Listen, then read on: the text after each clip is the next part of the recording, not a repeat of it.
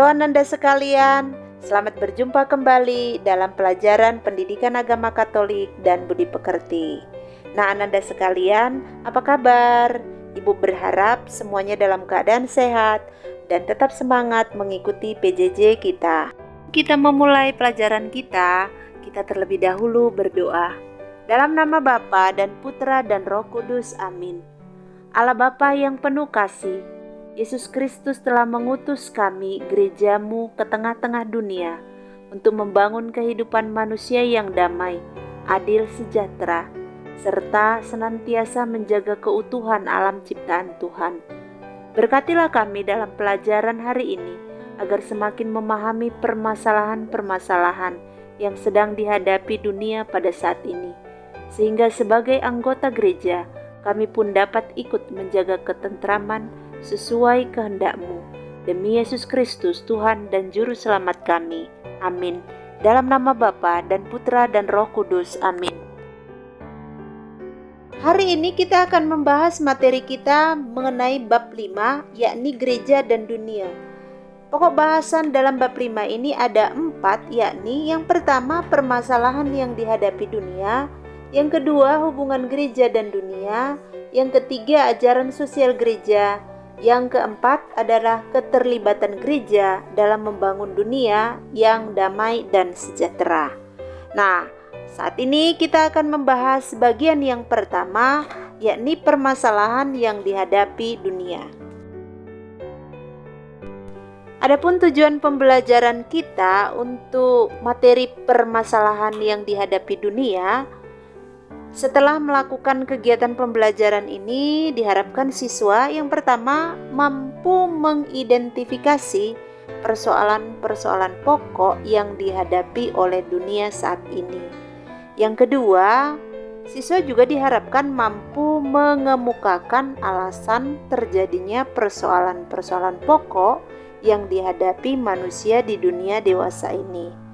Yang ketiga, siswa juga diharapkan mampu menjelaskan bagaimana gereja terlibat dalam membangun masyarakat yang adil, damai, dan sejahtera.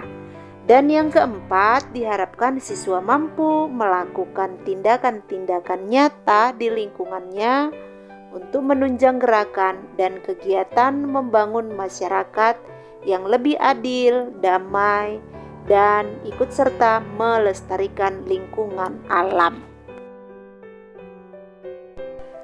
Ananda sekalian, mari kita memperhatikan beberapa potongan gambar berikut ini. Coba kamu identifikasi permasalahan apa yang terjadi di tengah-tengah masyarakatmu saat ini, dan sekaligus juga kamu mencoba mengidentifikasi permasalahan-permasalahan apa yang sedang dihadapi oleh dunia saat ini. Untuk membantu kamu untuk memahami permasalahan yang dihadapi, kamu juga bisa membaca dari buku paketmu halaman 82.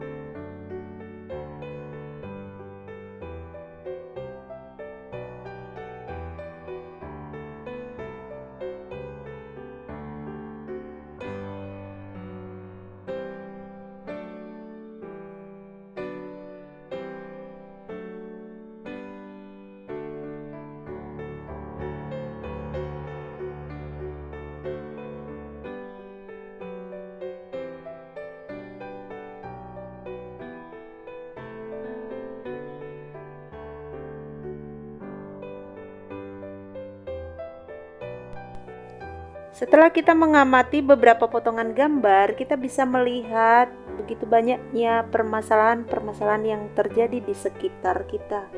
Mulai dari bunuh diri yang semakin hari semakin meningkat, kemudian ada bom, ada perampokan, pembunuhan, kemudian banjir, gunung meletus, pemanasan global, kelaparan, dan yang sekarang ini yang membuat kita harus melaksanakan PJJ, tidak lagi ke sekolah, yakni dengan mewabahnya COVID-19. Setelah kita mengidentifikasi permasalahan yang ada di sekitar kita, kita juga bisa mengidentifikasi permasalahan-permasalahan yang sedang dihadapi dunia saat ini. Apa sih mengidentifikasi itu? Mengidentifikasi itu artinya menentukan identitas orang atau benda dan sebagainya.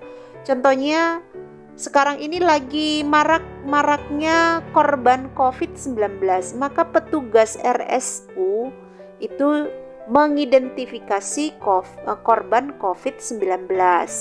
Atau apabila kita melihat ada kecelakaan di jalan raya, maka pihak yang berwajib akan mengidentifikasi korban kecelakaan lalu lintas.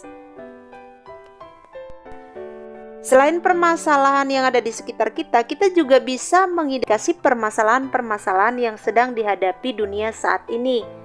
Yang pertama, tuduhan bahwa rezim Suriah menggunakan senjata kimia. Ini kita bisa lihat di dalam berita tempo.co. Kemudian yang kedua, kesenjangan semakin melebar antara si kaya dan si miskin.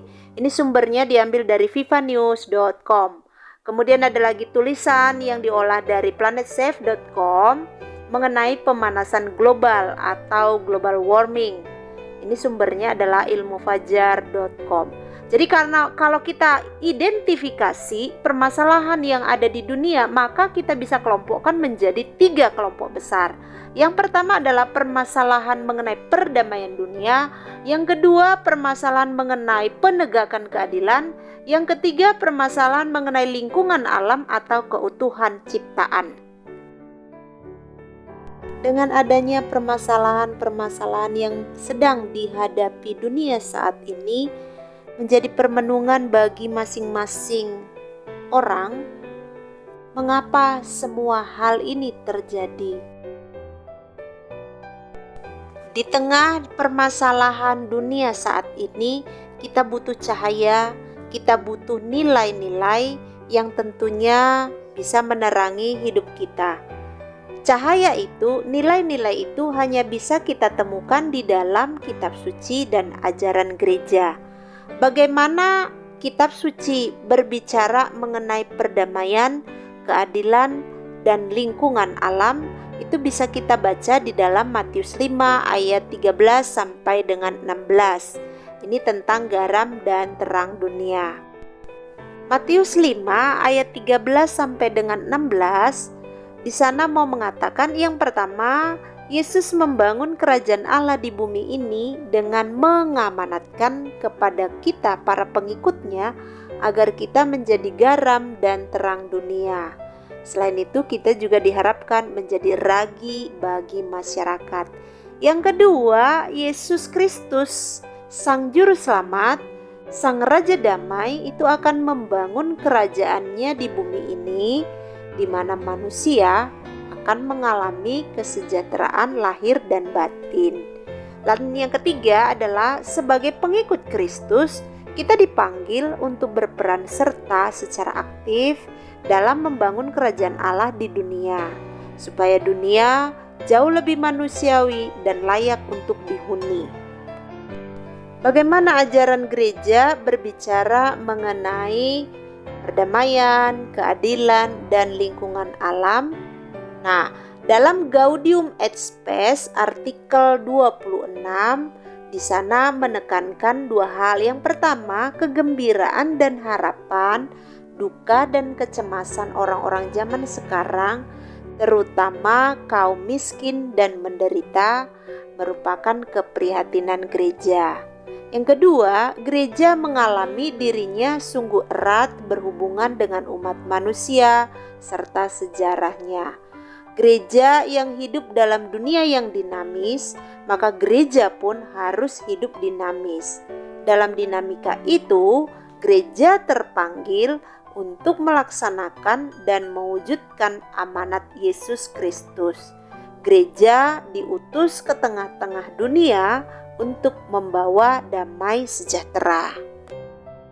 Untuk lebih memahami materi kita hari ini, Ananda dipersilahkan untuk mengerjakan tugas yang ada.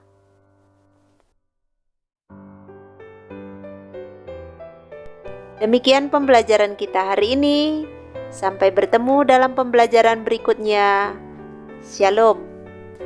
Jangan lupa like, subscribe, komen dan share video pembelajaran ini. Terima kasih.